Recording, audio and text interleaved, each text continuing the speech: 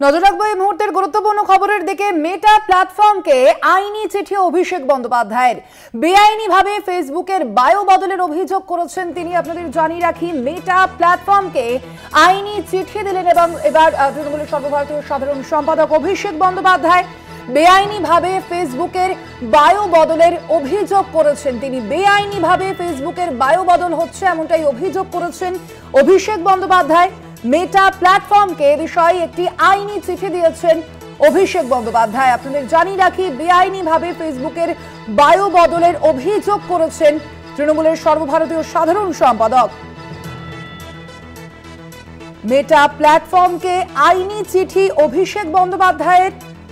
বেআইনিভাবে ফেসবুকের বায়ো বদলের অভিযোগ করেছেন তিনি। আপনাদের জানিয়ে রাখি, তৃণমূলের সর্বভারতীয় সাধারণ সম্পাদক অভিষেক বন্দ্যোপাধ্যায় তিনি এবার মেটা প্ল্যাটফর্মকে আইনি চিঠি পাঠিয়েছেন। বেআইনিভাবে ফেসবুকের বায়ো বদলের অভিযোগ। আমরা এই বিষয়ে কথা বলবো। আমাদের সঙ্গে ফোন লাইনে রয়েছেন এই মুহূর্তে কলকাতা টিভির ডেপুটি এডিটর মৌপিয়া নন্দী। মৌপিয়াদি, ঠিক কি জানা যাচ্ছে এই বিষয়ে? অভিষেক বন্দ্যোপাধ্যায় ঠিক কি অভিযোগ করেছেন এই বিষয়ে? দেখো স্বর্ণালী, যেটা দেখা যাচ্ছে যে ইতিমধ্যেই মেটায় অভিযোগ দায়ের করেছেন অভিষেক বন্দ্যোপাধ্যায়, তৃণমূল কংগ্রেসের সাধারণ সম্পাদক, সর্বভারতীয় সাধারণ সম্পাদক। যেটা অত্যন্ত ইন্টারেস্টিং যে অভিষেক বন্দ্যোপাধ্যায়ের যে অফিসিয়াল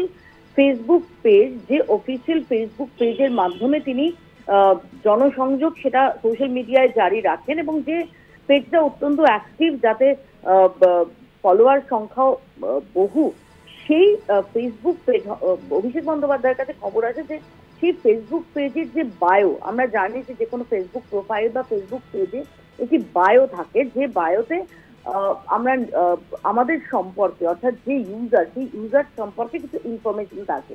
সেখানে দেখা যায় যে অল ইন্ডিয়া তৃণমূল কংগ্রেস এই শব্দগুলো সেখান থেকে উধাও হয়ে গেছে এবং সেখানে যে অফিসিয়াল ফেসবুক পেজ, যেখানে লেখা আছে যে the official page of Abhishek Banerjee, member of parliament, Lok Sabha, national general secretary, all India Trinamool Congress, সেখানে দেখা যায় 11ই ফেব্রুয়ারি তারা নজর করেন যে অভিষেক ব্যানার্জির পেজের এই বায়ো থেকে অল ইন্ডিয়া তৃণমূল কংগ্রেস সেটা উধাও হয়ে গেছে এবং শুধুমাত্র তার বায়োতে লেখা আছে the official page of Abhishek Banerjee, member of parliament, Lok Sabha, national general secretary. এবং এই পরিপ্রেক্ষিতেই মেটাতে তারা একটি অভিযোগ দায়ের করেন এবং যে অভিযোগে বলা হয়েছে যে তার আনঅথরাইজড অ্যাক্সেস, অর্থাৎ অনধিকার অ্যাক্সেস নিয়ে বলা যেতে পারে যে হ্যাকড হয়েছে, এমন অভিযোগ এনেছেন অভিষেক ব্যানার্জি এবং তার ফেসবুক পেজ সেটা হ্যাক করে তার যে ব্যক্তিগত ইনফরমেশন সোশ্যাল মিডিয়ায় সেটাকে অল্টার করা হয়েছে, এমনই অভিযোগে মেটাকে চিঠি দিয়েছেন অভিষেক ব্যানার্জি।